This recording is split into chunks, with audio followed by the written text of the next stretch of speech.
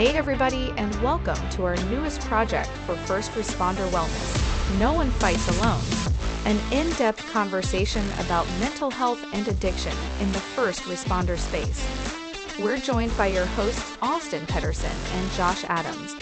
Welcome back, everybody. Episode 12 of No One Fights Alone. This is Josh and Austin. We've got the clinical director of Chateau, Ben Pearson, with us today. We want to talk a little bit with one another about the expectations we have when we look for help, when we look for treatment, when we look for therapy, and how our own expectations may or may not have an impact on how effective those remedies can be for us in our lives. Yeah, I think it's important though to add that, like, when we bring someone on like Ben, part of this is not every single person needs residential treatment, right? And like they don't need to separate from life to heal completely, right? Like, tell me if I'm wrong, Ben, but there can be a lot accomplished in an hourly session each week with from your house, right? Yeah, absolutely. And so, like, but in saying that, right, like, because people, when they come to a place like Chateau, they're very exposed on the high end of what it is, like, intensive wise, right? And, Josh being 21 years now, right? 22 22 and a now. half.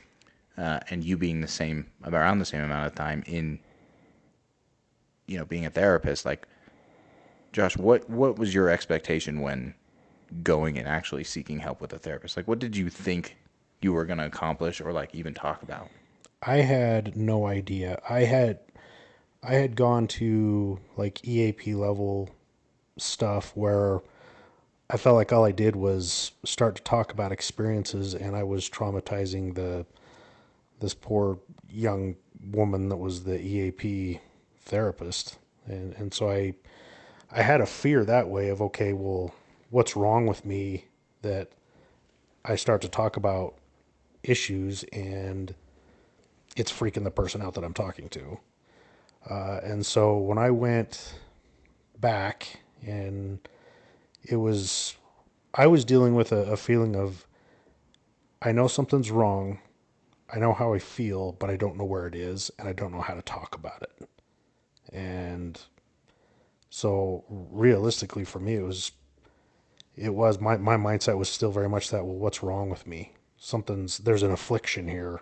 What is it to be diagnosed and treated the same way anything else is, in a matter of an appointment or two or something like that with normal, physical ailments that we have and so forth. So that was Medication. my expectation. I was like, okay, they're going to tell me I've got this, that, or the other, and here's a prescription, or hey, you got it off your chest, you should be fine now, whatever the case is, and be done. And that was by no means the case. Yeah. And like Ben, being on the other side, what are you seeing as people's goals or ideas of what they're about to get done in your session? Yeah, it kind of depends. It's pretty interesting, as Josh was saying. There's there's a there's an education we kind of get growing up about what it means to have something even wrong with us, and so I think I think there's a lot of miseducation about being a normal person, right? Like all the things you're talking about, Josh, those are incredibly normal if we understand the context of just human development. But if we don't understand development, or if we get some bad information about what it means to experience pain, we're going to believe right off the bat that something's wrong, that we're bad. And to be honest, most people are in this spot of not knowing where to start in treatment because shame is smeared all over everything. So the idea of going to even address anything sends off the alarms of don't do it, it's stupid, they're going to judge you. I judge myself for having these kinds of things. And so I think it's interesting, people in their first attempts at therapy, treatment, self-help, whatever you want to call it, they are often pretty overwhelmed and bewildered by the data points that are everywhere. And so the shame of it is this it's a dynamic that just It changes an average adult. It's a pretty good problem solver in about every other aspect of life. And when it comes to this emotional stuff, they have to drift through all this misinformation about being a person that they don't know where to start. And usually they don't start. Yeah, They and just don't even initiate. well, I mean, are you seeing like a lot of like WebMD kind of like diagnoses from people when they come in, like they've looked up some of the stuff they're dealing with, and then they're like, I think I have this, this, and this because I read it on Google. Yeah, I think there's a piece of that. We're definitely in a different culture than we were 20 years ago when I first started. And yeah, I think there are people that, if anything, I see the dynamic of I found the thing that's wrong with me. And if we just focus on that, we really don't have to talk about my family, my childhood, the way I talk to people, the way I interact with stress, all of those kinds of things. So they, if anything, they kind of find a shiny object that is a relief. And at the same time, it's probably a distraction from the stuff they're really terrified about. Yeah, and like I think that I'm just speaking from my experience today that when they do something like this and find, something online that explains away, then there's a possibility of letting that diagnosis define them. Mm-hmm. Right? I mean, Right. like, I did this because I'm bipolar, or I did this because I'm depressed, or and they, I mean, is that a? It seems like they just validate their behavior because of something instead of owning it and saying like, maybe I need to change my behavior. This might be kind of a funny way of saying it, but I think there's a lot of that happens in our culture. And how I kind of conceptualize it is it depends on their level of maturity with these kinds of conversations. So if someone doesn't have a lot of emotional, I don't mean that in a pejorative way, like it's a negative that anyone who has a blames their behavior on someone else is necessarily as a person immature.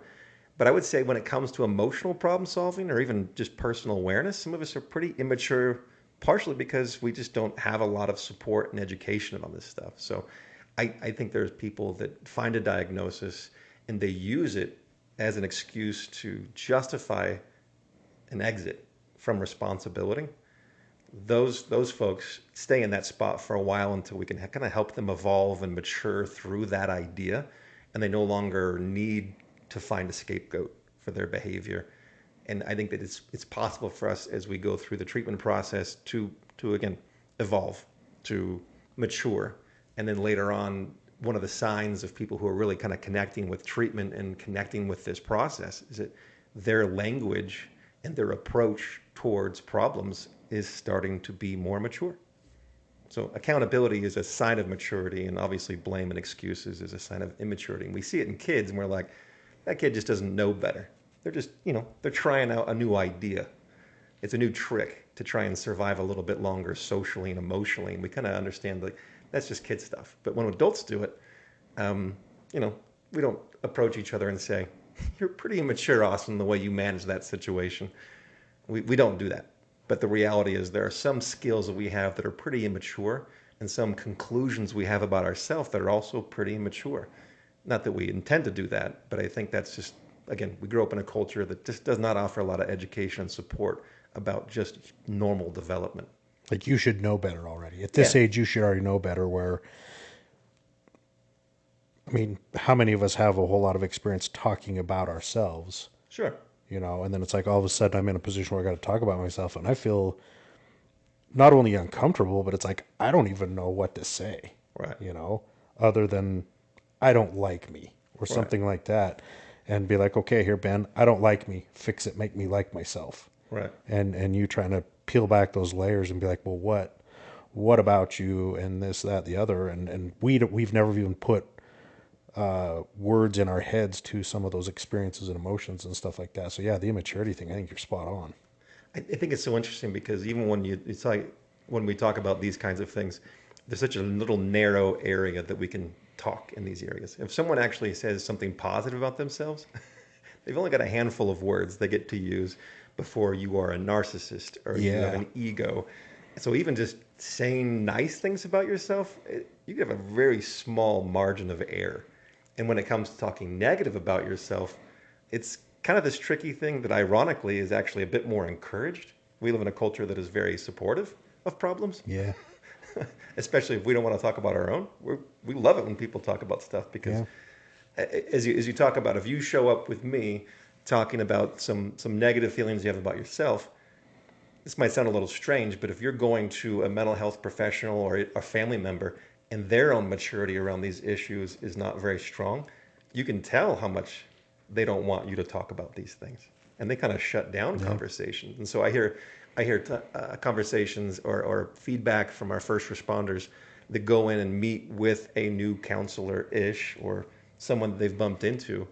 And this person, if they haven't done some of their own personal work, they might meet someone that's got some pretty horrible stories or some pretty raw, honest truth to share. And they are just rattled and they're freaking out. And that doesn't mean they're a terrible professional, but it does challenge them. Yeah. And they may not be fully present for you if they don't have their own kind of maturity stuff figured out. And that's one of the challenges of being a parent, right?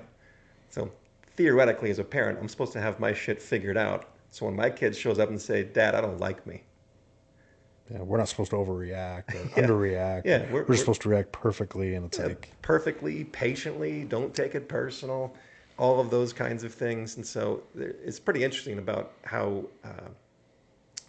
yeah, us doing that work and evolving and maturing in those ways. It's pretty important. So when it comes to supporting people in this realm or in other realms, the reality is we have to keep on doing our work. Otherwise, we end up, unfortunately, kind of propelling some of this misinformation that's out there. Yeah. No, and this is kind of leading into something I've been interested in for a while. And I want to know more information about, like, in your opinion, as a professional community in medical and therapy and all of these things, like, do you think that because PTSD and PTSI is the newer age issue, right? Like, it's probably always been there, but not looked at, not noticed, shoved down, deep. But it's coming out more and more. Like, as a professional community, do either of you think that we actually have begun to understand what that does to a person, whether it's physically, emotionally, anything like that? I think the field's pretty new. I mean, if you think about it, I mean, Freud and friends were just getting rolling about 110 years ago. And they were basically creating the vocabulary that we use in our pop culture. And it's pretty interesting, but we now, with time, we've recognized their theories were cutting edge back then, but some of them were pretty crazy and pretty off. And so we've kind of rotated through them and have updated and come to some new conclusions, which is great. But even the study of just how human behavior works and how human development works, that's what, 60 years ago? So behavioralism is pretty new. So as we get into these more nuanced conversations that are not as easy to observe and to measure or to medicate, that stuff's still within the last 20, 30 years. I mean, we've got new technologies or medications showing up every year. And we don't even know until we get some longitudinal studies around to figure out if they were really working. yeah. So it's a pretty new field, and I think this is true with any new kind of I don't know if I call it a breakthrough, but anytime we actually get it right, it's going to take a decade, a couple decades for us to kind of just start to weed out some of the old information. So part of what you guys talk about in these podcasts and others that I've heard is that you've got some people that hold on to some, again, in my opinion, myths or misinformation for a generation. So even if we do have some new discoveries that we're really on the right track with that have been discovered within the last 10, 15 years, there are some people that are going to hold on to the wrong information about how trauma works and about how it shows up in relationships or our bodies or any of those kinds of things. They will go to their graves with the wrong information because human bias says, I just want to believe what I want to believe. So it's tough to convince and help people adopt these new ideas. It's tough for people to kind of let go of that old misconceptions. And Josh, would you say that that's even exemplified in your community particularly? Like, a 20-year cop, it takes them longer to adapt to a new idea such as you know. Oh yeah, absolutely. I mean, one of the ways I think I see it manifest is, in modern medicine, how much, medical discovery we can cure cancers that we couldn't cure before, or other ailments, when they've got robots and lasers and everything they can do to be minimally invasive and everything like that. But that's because, medicine, the science of medicine has been going on for hundreds of years. And like you said, Ben, behavioralism is a baby. Right. And so, people look at it in my field, it's like they'll go, if they go, they'll go at one time. It's like, you got one shot to cure my ail, or this is bogus, you know.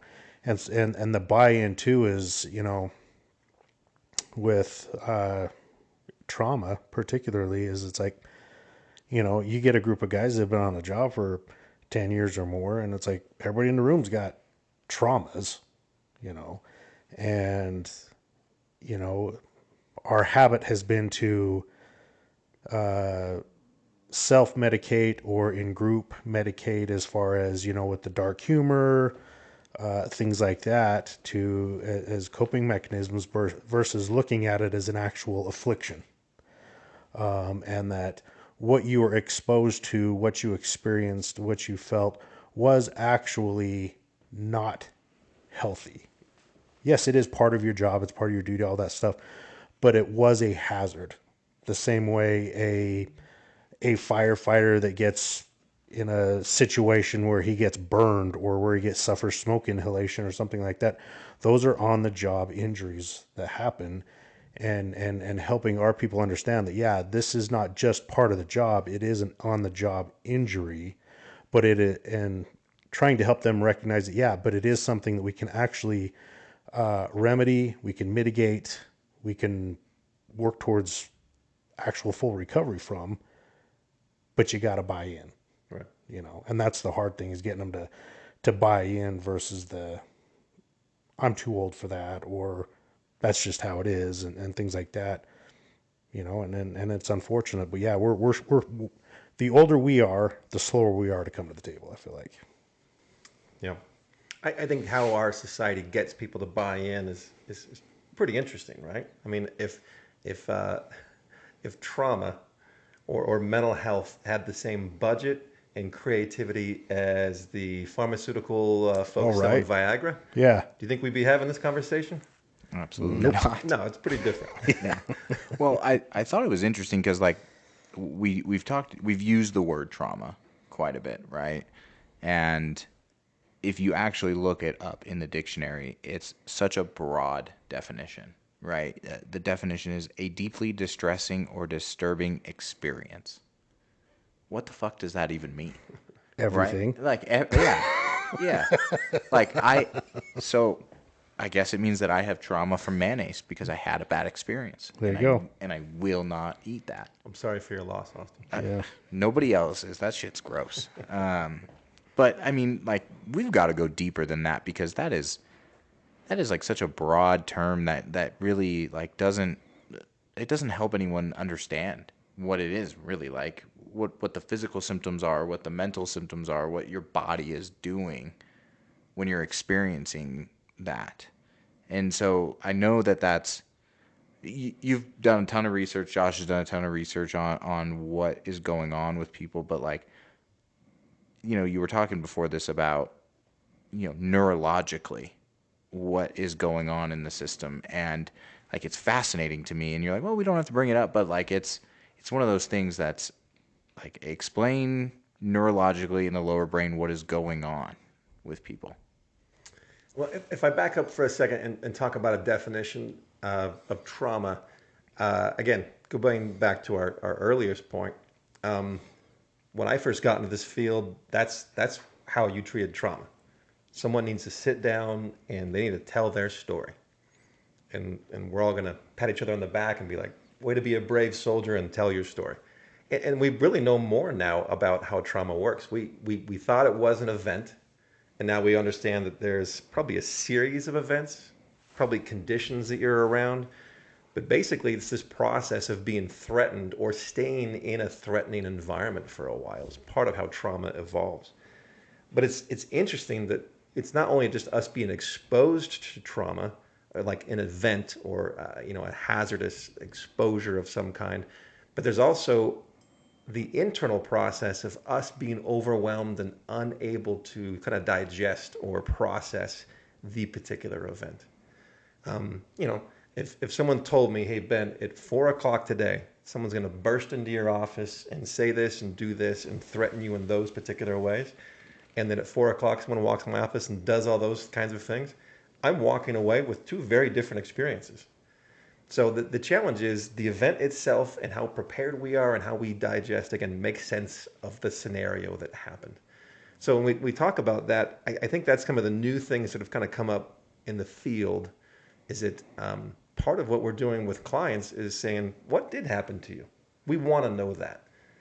But the real work is, what did you believe about yourself and about the world after it happened? That's where the work is. And so again, I could see how a lot of people going to therapy and saying, great, I'll give it a shot. I don't want to do it. I don't believe in it. This is a quacky, weird little world they have, all these hippies. And I shared my story, and I never got better.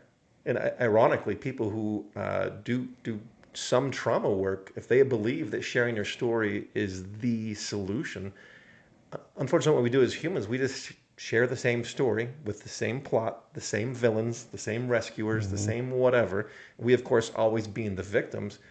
We don't really learn much from that. We don't really move on from that. We don't find a lot of closure and support in that.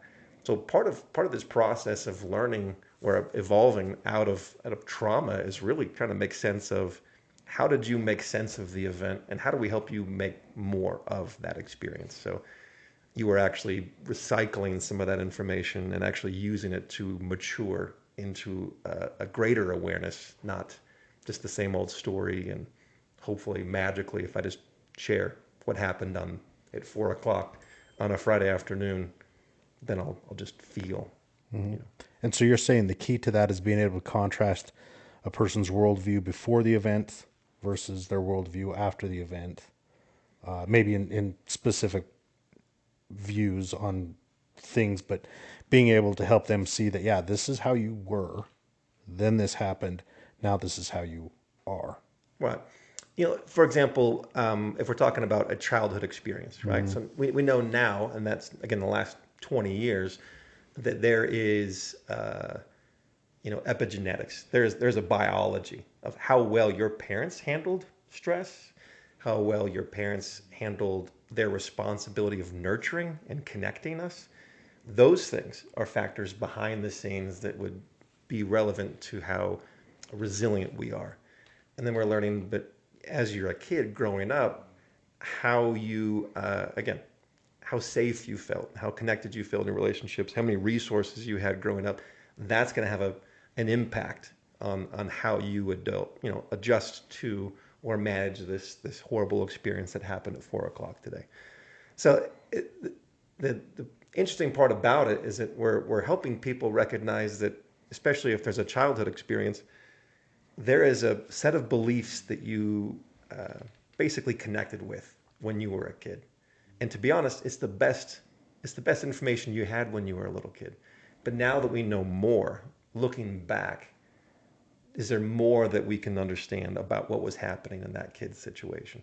And that's something that's a little bit different. And so when you look into EMDR, brain spotting, ART, some of the things that we offer, we're asking them to basically help us tell the rest of the story in what happened in this traumatic event.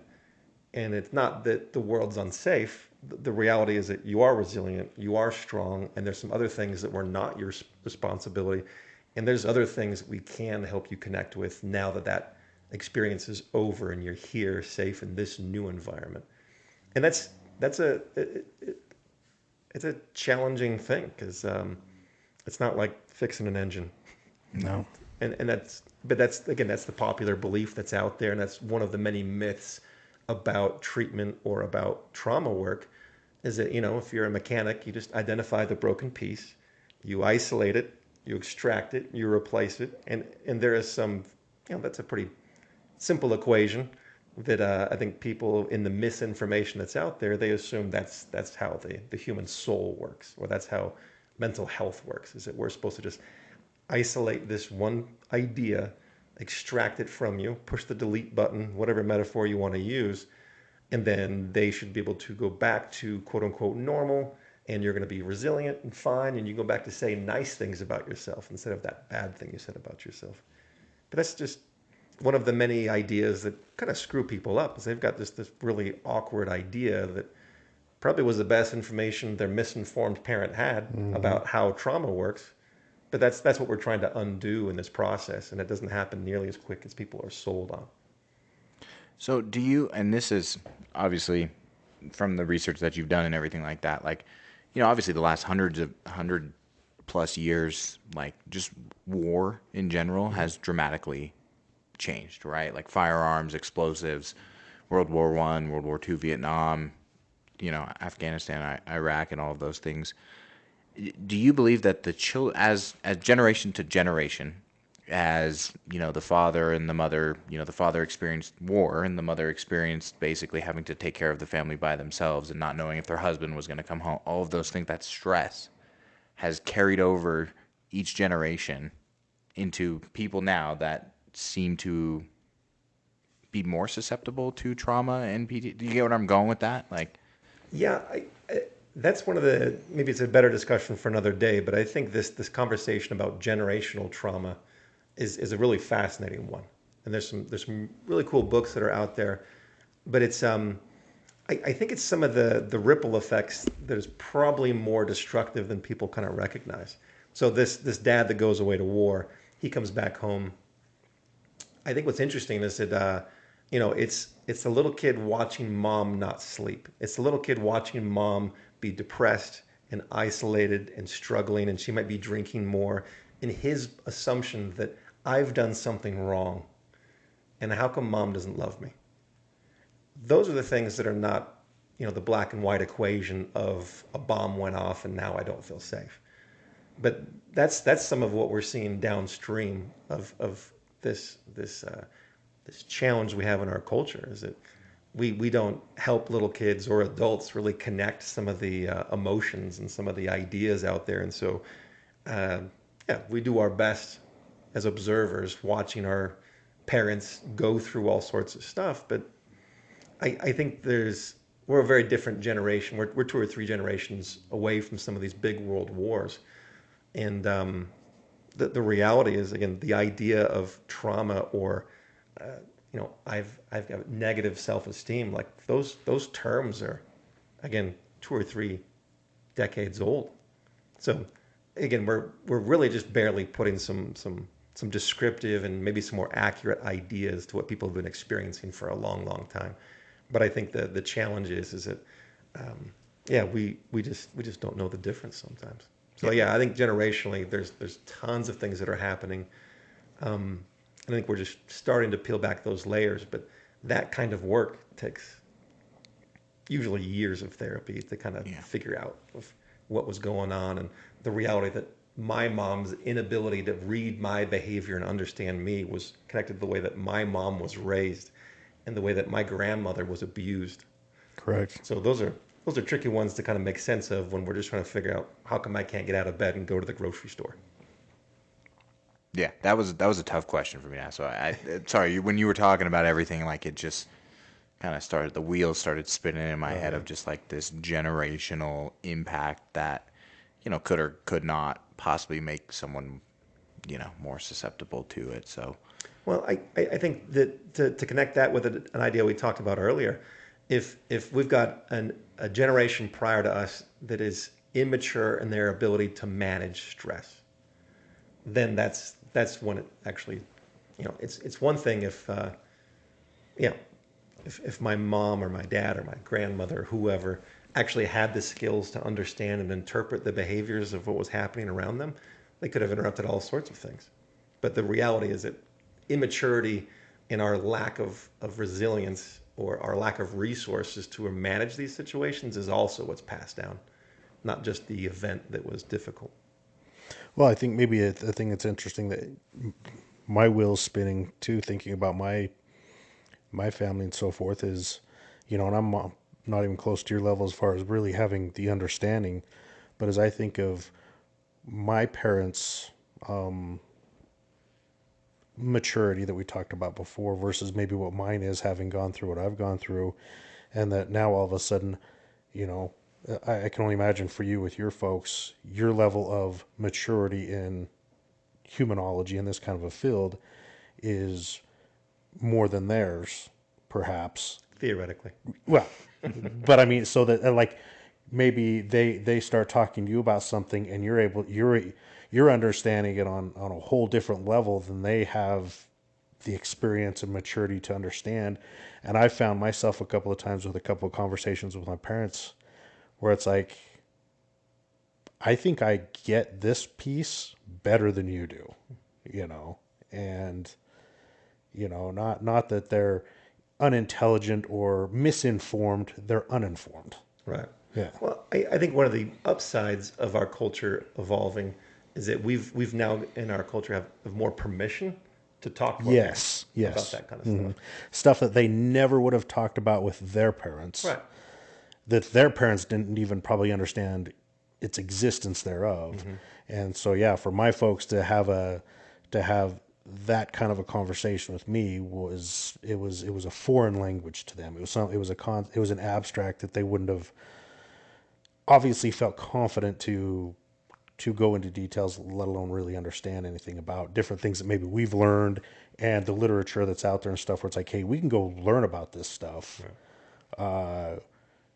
Not just, we don't have to just be in the craft, but there's so many good books and stuff like that that have really started to dive into this where it's like you can learn a lot about yourself and introspection and things like that where they never had that opportunity. Right.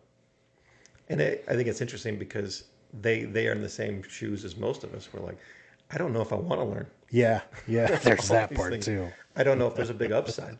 Yeah. And that's very true. Going back to people entering treatment or just deciding to try and get some help, it's a hell of a dilemma of, oh, what if we actually find out what's wrong?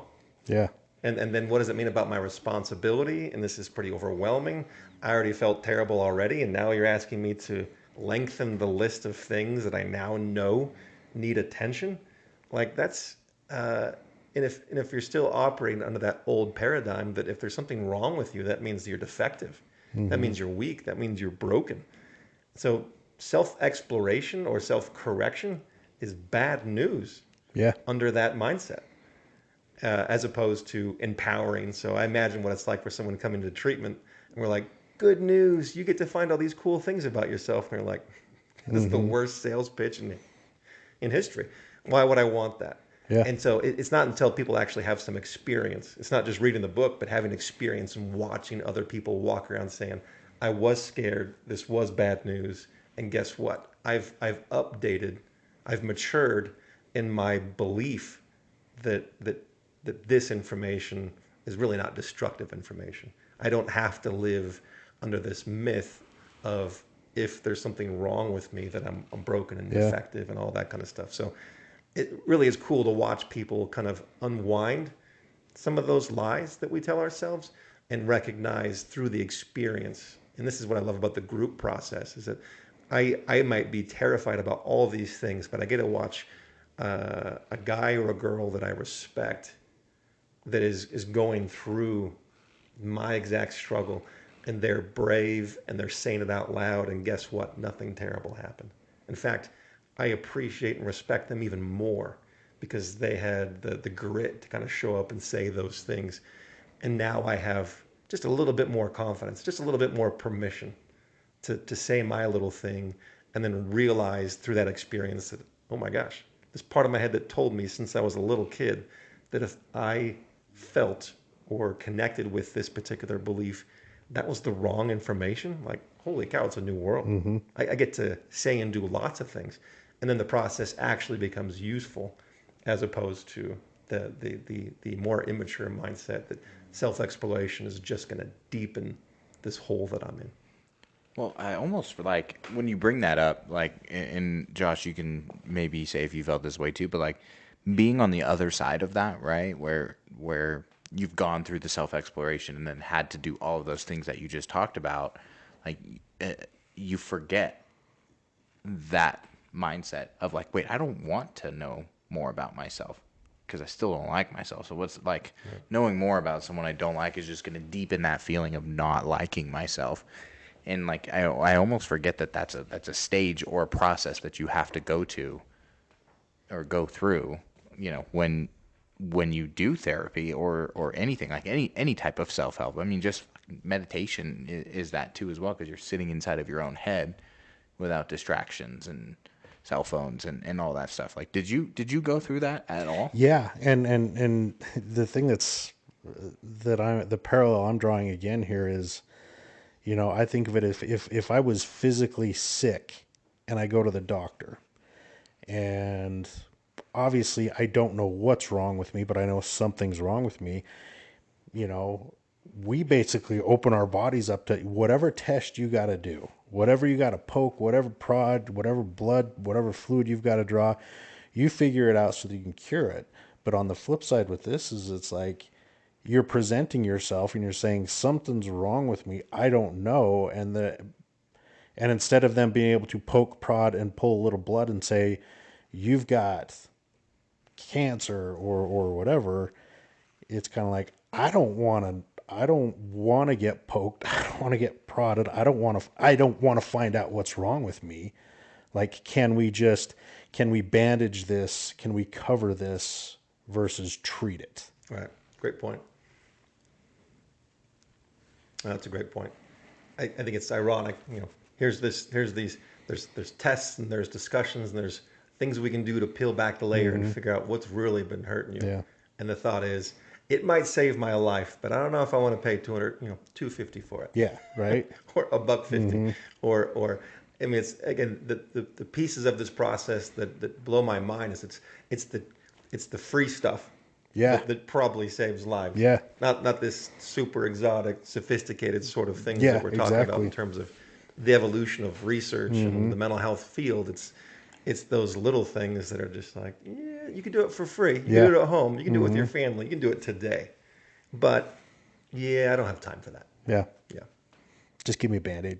Yeah. Give me my note. Yep. So I go back to work and do it all over again. So much to think about. Like, this got my wheels spinning to another direction that I haven't thought about in a while.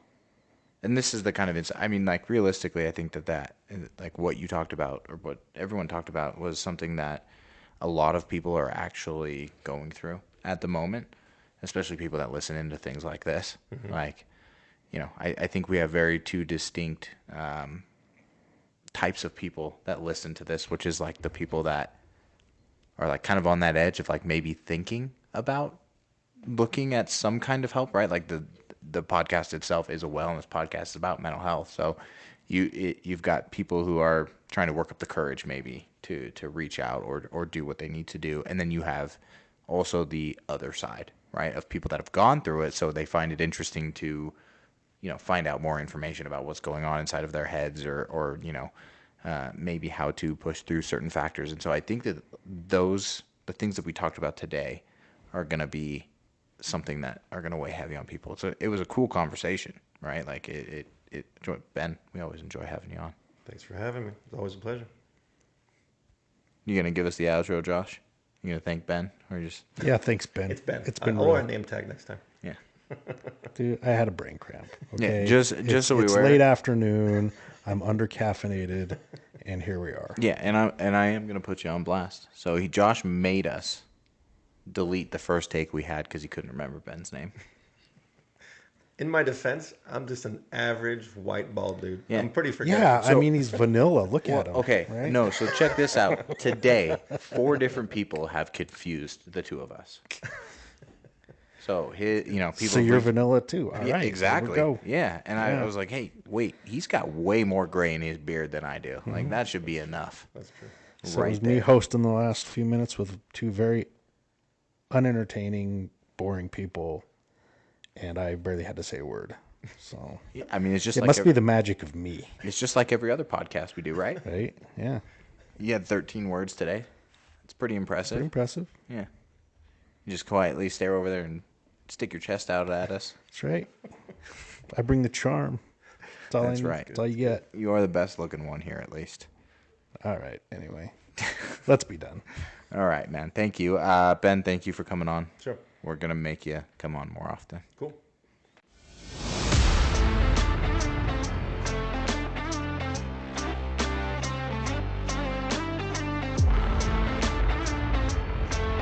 Thank you for listening to this segment of No One Fights Alone. No One Fights Alone is sponsored by Chateau Recovery is a 16-bed treatment facility nestled in the foothills of the Wasatch Mountains in Midway, Utah. Chateau's First Responder Resiliency Program is designed to treat the unique challenges and issues that first responders encounter in the course of their careers. Chateau's comprehensive and highly individualized approach to treatment addresses more than just the presenting issues. It addresses the why. Each of their seasoned, trauma-trained, and culturally competent therapists utilize evidence-based, specialized therapies to treat trauma at its core and enable clients to begin the healing process while developing a resilient and healthy relationship with stress. Chateau Recovery is trusted by departments and agencies from around the country to treat responders and veterans.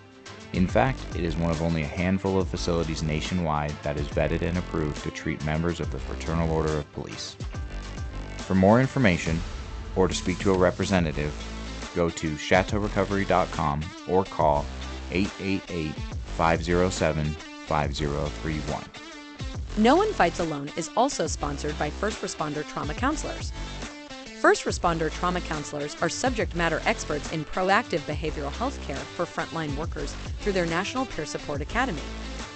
This 40-hour all badges, all uniforms, and all scrubs educational experience helps to create caring, honest, and empathetic peer support relationships with your fellow frontline workers. The FRTC National Peer Support Academy is taught by actual first responders who have gone back to school to become culturally competent, licensed behavioral health clinicians that teach from lived experiences, not just theories from books. This fast-paced, immersive educational academy will not just change your life, it will help you save the lives of others. For additional details, visit 991overwatch.org or call 970-222-419-3. This could be the most life-changing academy you'll ever attend.